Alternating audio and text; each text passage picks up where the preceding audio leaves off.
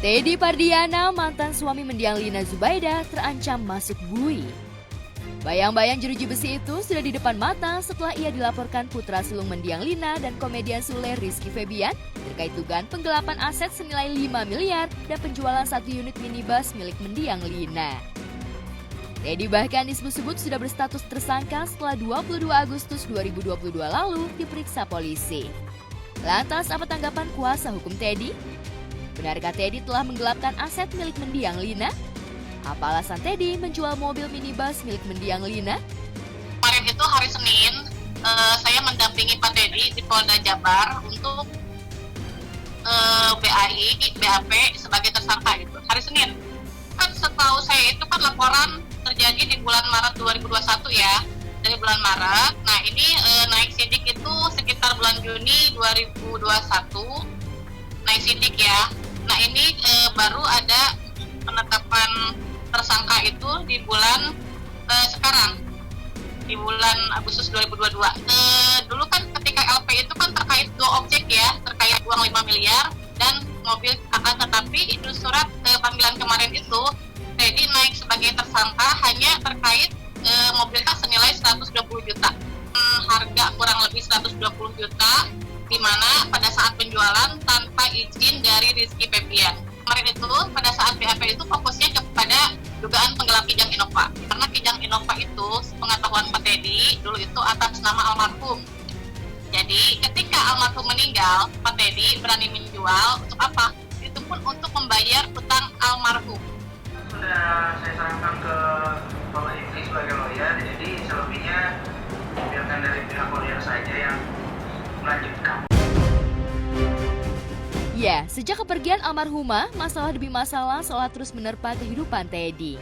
Ia bahkan hidup serba kekurangan bersama satu-satunya putri yang ditinggalkan almarhumah. Untuk menutupi hutang dan kebutuhan sehari-hari menurut pengacaranya, Teddy sengaja menjual sebagian aset. Apalagi selama ini tak ada kejelasan soal status hak gonogini atau hak waris yang nyaris selalu menggantung antara Teddy dan pihak Rizky Febian.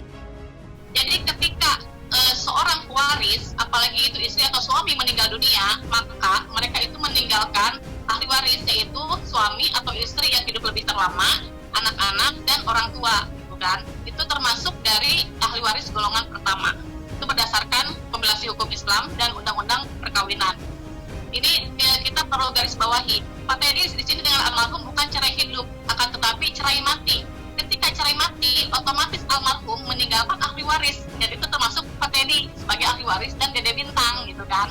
Yang namanya ditentukan ahli waris, sebelum ditentukan mana bagian warisannya, terlebih dahulu kewajiban dari seluruh ahli waris untuk melakukan penguburan, tahlilan, termasuk melunasi utang piutang dari almarhum ketika masih hidup. Itu adalah kewajiban yang utama dari seluruh ahli waris. Jangan fokus kepada warisannya, akan tetapi utangnya tidak dipenuhi, gitu kan.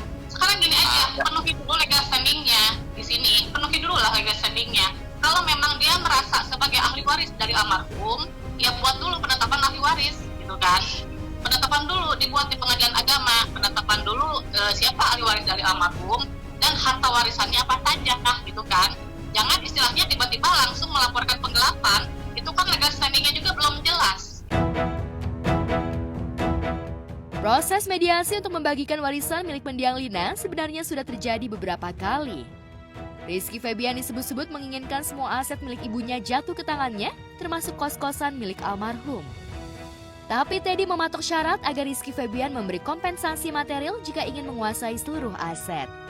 Istilahnya kalau memang pihak Rizky ingin meminta kos-kosan, ya silahkan. Pak Teddy akan memberikan kos-kosan. Tapi dengan syarat Pak Teddy minta kompensasi sebesar 500 juta. Dan Pak Teddy akan melepaskan haknya sebagai ahli waris. Tidak ada kelanjutan, waktu itu diajak ngobrol pribadi, terus tiba-tiba nggak ada angin, nggak ada apa, terus sekarang malah melaporkan lagi, sedang tadi jam 3, itu kan nggak bisa dihapus. Nah, apa yang dipersoalkan oleh Rizky Febian laporannya?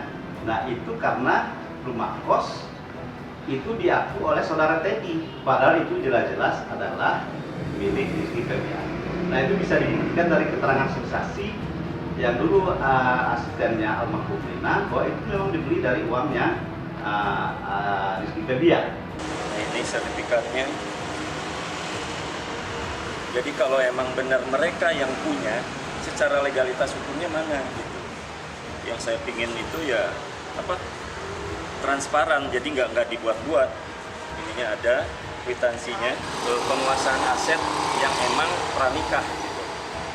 Jadi kosan saya beli tahun 2018, terus nikah tahun 2019.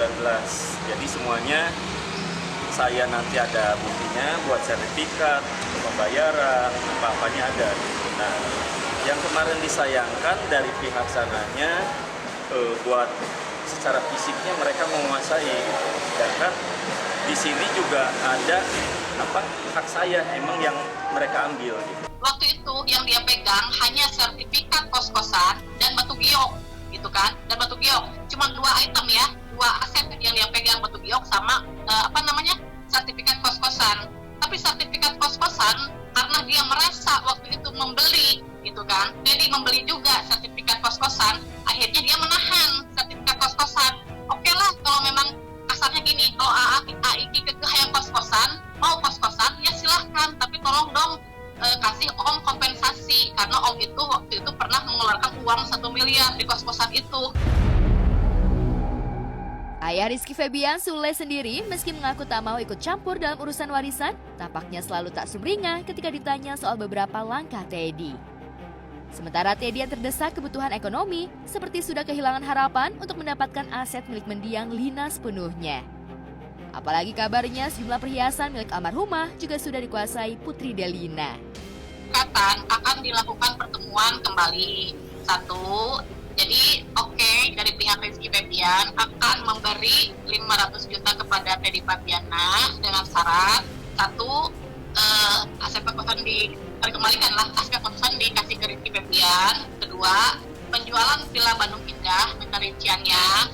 3, batu giok dikasih kepada Rizky Febian. Itu pertemuan terakhir itu seperti itu. Alih-alih bisa mendapat kepastian, saat ini Teddy justru harus menerima ujian hukum setelah laporan Rizky Febian diproses pihak kepolisian. Ujian hukum ini harus ia lewati dengan berat di tengah situasi ekonomi yang karut-marut. Terlebih belum lama ini, Teddy juga diterpa kasus pembuatan paspor oleh beberapa orang yang mengaku telah tertipu. Lantas mampukah Teddy melewati fase pelik ini? Kalau secara kekeluargaan, dimediasi lagi itu lebih baik, karena kita pinginnya selama 3 tahun ini ke almarhumnya cepat beres gitu, ke almarhum bundanya, jadi semua nggak berlarut-larut gitu. Nah, Teddy sendiri kan sempat bingung apa yang dia gelarkan, apa aja aset yang dia pegang. Kan sampai saat ini dia tak pegang sama sekali aset almarhum, bahkan aset warisan pun sudah dikembalikan kepada putri Delina. Ya, sebelum namanya muncul ke publik, Teddy yang hanyalah orang biasa jelas bisa hidup tenang layaknya orang biasa. Tapi ketika mendiang Lina jatuh ke pelukannya, satu persatu seolah isu miring menerpanya. Apalagi ketika mendiang Lina Zubaidah meninggal secara mendadak, Teddy secara langsung sempat menjadi tertuduh setelah Rizky Febian meminta agar jenazah ibundanya diautopsi. Beruntung dari hasil pemeriksaan, mendiang Lina ternyata meninggal karena sakit. Tak ada tanda-tanda jika wanita yang kala itu baru melahirkan mengalami kekerasan. Teddy akhirnya lolos dari tudingan miring. Tapi meski lolos dan hidup bersama buah hatinya Bintang, dalam kondisi kehidupan yang memprihatinkan, nyatanya ia terus diterpa ujian berat. Kali ini ia harus menghadapi tudingan soal penggelapan aset. Dari kasus pertama aja itu, saya pernah dilaporin sama pihak dari sana, dilaporin bahwa pembunuhan berencana pasal 338 atau 340. Nah itu saya sendiri, dan akhirnya hasil dari otopsi itu kan keluar 3 minggu kemudian, itu tanggal 21 Maret itu udah keluar dari Polrestabes dan emang terbukti tidak bersalah. Emang pure itu sakit. Itu kan diduga, Mas, diduga. Karena pihak keluarga, karena ada keterburu-buruan dalam prosesi waktu itu, akhirnya dari pihak keluarga ada kepengen tahuan. Masa sih seorang Rizky Febian tega ibaratnya melaporkan dan akhirnya tega kalau secara ini kan kelihatan. Kalau Sobul Adabnya memandikan mayat itu kan harus lemah lembut. Nah ini apalagi diotopsi, ngeri-ngeri gimana gitu ya. Apalagi ibunya, tahu kan otopsi kayak gimana. Nah saya sangat disayangkan kalau emang ada pihak-pihak yang ibaratnya mempengaruhi anak yang tadinya soleh gitu. Nah ini sangat saya mohon Aiki sama Teh Putri sadar gitu. Lantas mungkinkah Teddy bisa lolos dari jerat hukum? Bagaimana nasib Bintang jika Teddy benar-benar masuk bui? Karena saya mau perjuangkan itu karena emang buat si kecil juga kan buat kesejahteraannya gitu. Jadi keinginan Pak Teddy itu kan istilahnya hanya meminta haknya sebesar 500 juta. Itu pun hak bukan dari dia posisi sebagai ahli waris. Nah waktu itu pun beliau sempat menyampaikan ke Rizky Febian, kalau misalkan beliau meninggal dunia, ya tolong urus dari Dede Bintang dan aset yang dibeli pun diambil lagi, silahkan gitu kan. Kalau buat Teh Putri, Aiki, ya mudah-mudahan bisa terbuka gitu ya. Kalau emang sayang ibunya, karena ibunya juga di sana kan diibaratkan pasti ada pertanyaan-pertanyaan itu. Di Yaumil Hisab juga pasti ditanya. Ini masalah belum beres, pasti di alam sana juga belum tenang. Makanya ya mudah-mudahan Aiki sama Teh Putri itu tergerak buat mediasi secara kekeluargaan buat adiknya gimana, karena itu juga satu rahim. Kalau buat saya sendiri sih mudah-mudahan bisa dimusyawarahkan secara kekeluargaan. Rizky Febian dan Putri Delina sendiri sejak kasus ini mencuat memang relatif menjauh dari kejaran awak media. Apalagi sang ayah Sule juga baru saja selesai menjalani rentetan sidang cerai. Bahkan kemarin mengaku sudah menerima salinan putusannya. Kepada tim Gospot, Sule mengaku tengah fokus menatap masa depan dengan anak-anaknya. Ia juga mengaku agar anak-anaknya tahan banting terhadap ujian dan gunjingan warganet. Kalau menurut gue mah ya pahala kesabaran kita pasti hilang nanti kalau kita lawan.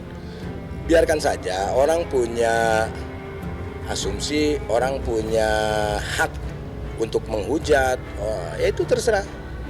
Bawaannya dia mau kemana gitu. Kita mah nggak perlulah kita balas, kita ada Tuhan. Selalu. Kuncinya adalah kesabaran. Benar atau nggak benar tetap kita sabar. Artinya kita konsen aja bekerja. Iki konsen bekerja, Putri juga sama. Putri bentar lagi juga mau liris film pertamanya, terus Iki sebentar lagi mau konser gitu kan, jalan juga di karirnya. Ya udah mau gimana lagi, kita juga baik-baik kok gitu loh.